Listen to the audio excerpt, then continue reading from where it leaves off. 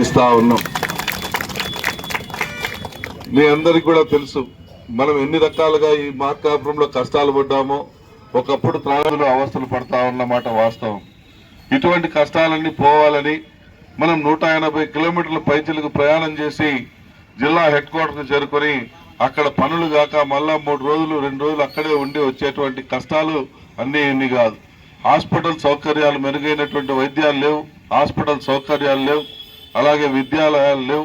అన్ని రకాలుగా మన ప్రాంతం ఎంతో వెనుకబాటుతనంతో అల్లాడిపోతున్నటువంటి పరిస్థితి. ఇటువంటి పరిస్థితిని అధిగమించేదానికి మన ప్రీతమ నాయకులు చంద్రబాబు నాయుడు గారు మన ఊరికి వచ్చినప్పుడు మనందరికి కూడా మాట ఇచ్చారు. ఆ మాట కట్టుబడి ఈరోజు జిల్లా చేస్తానని చెప్పినటువంటి ఆ పెద్ద మనిషి ఈరోజు మన అందరికీ జిల్లా ఇచ్చి మన ప్రాంత ప్రజల పాలిట దైవంగా నిలిచాడు.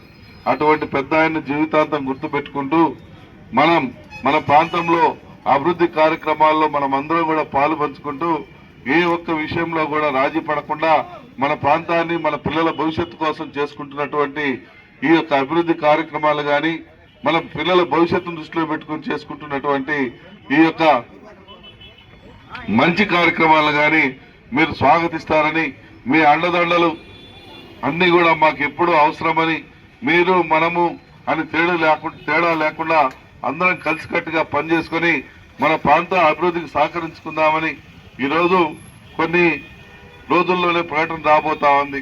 ప్రకటన వచ్చిన తర్వాత మార్కాపూర్లో కార్యాలయాలన్నీ కూడా వస్తాయి. వచ్చిన తర్వాత కొన్ని వేల మంది పట్టణానికి వస్తూ ఉంటారు. వచ్చినప్పుడు అందరికీ కూడా వ్యాపారాలు బాగా జరుగుతాయి, మన పిల్లలకు ఉద్యోగాలు జరుగుతాయి, అన్ని రకాల వస్తువులు అనేవి మన ప్రాంతంలో ఏర్పాటు చేయడం జరుగుతుంది. కాబట్టి మనమందరం ఇక ధైర్యంగా ఉండొచ్చు. ఏ ఒక్క కుటుంబం కూడా అయ్యో మాకు జరగట్లేదే, మాకు ఇబ్బంది ఉంది అనేటువంటి పరిస్థితి నుంచి మనము కడుపు నిండా అన్నం తినేటువంటి రోజులు మనకు ముందు రాబోతా ఉన్నాయి.